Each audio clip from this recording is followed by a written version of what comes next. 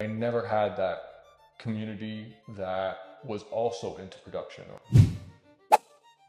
A big thing for me in making music was like being insecure to try something new and sounding stupid. Struggle with like working with things that I don't enjoy. It's something not a lot of people will ever get to experience. I need to actually pursue this. Broke the record for studio hours, yeah, and it took off from there. At like 13 years old. Yeah, 13. And I found out about scholarship, and then my whole life purpose for 2 months, 3 months was to just... Delusion is what drove you to actually learn. I felt so good going and hearing this music. Always ups and downs. Very more downs than up.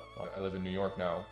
All my friends there who are from New York have never left the country. They don't have passports, you know, nothing like that. You know, and most of them have roots and origins that aren't even from there. Be your best self. No one had any idea what that was. Yeah.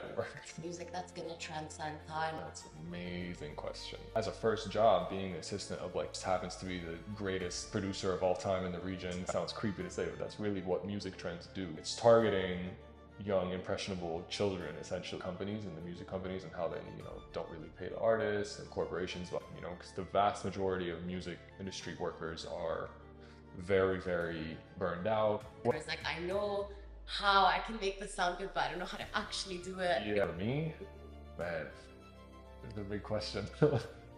So this, you know, since those can be piercing if you make a song too loud. Interesting observation for sure. How important is that? That's the most important thing. How should they do it? Ooh, man. So I thought I did an amazing job. And then when we went to like the big studio he would work out of at the time, it sounded like the worst thing ever. I didn't even know who the artist was, the pop star who gave me the song. Everyone and their mother knows who it is. I had no idea. I made this beat. This was the first thing I ever showed him that he went crazy over. He was like, this is so good. Like, this is sick. Like, send it to me now. But for me, that was like, oh shit, okay, I can do this. I don't think I've ever told him that both of us are very passionate guys, emotional guys. We really wanted a specific sound to go through that was our sound. Looking at Fine Thieves, because this was the first track that got my attention. It's a very professional rap song, but like it's kind of like a lighthearted. Yes, that is the whole meaning. So you understood it right. Okay. So many people spoke to me and were like, bro, we had so many things that want to release it. Dead of lockdown, right after the explosion happened, and October 7 and everything. Obviously, the last thing on our minds was any music. I would get projects of like 60 vocal tracks, no music, just voices, practicing every day for hours and hours, years and hours and hours and hours of making hits after hits after hits. If you don't have that, then other people who do have that audacity are going to overtake you in a second.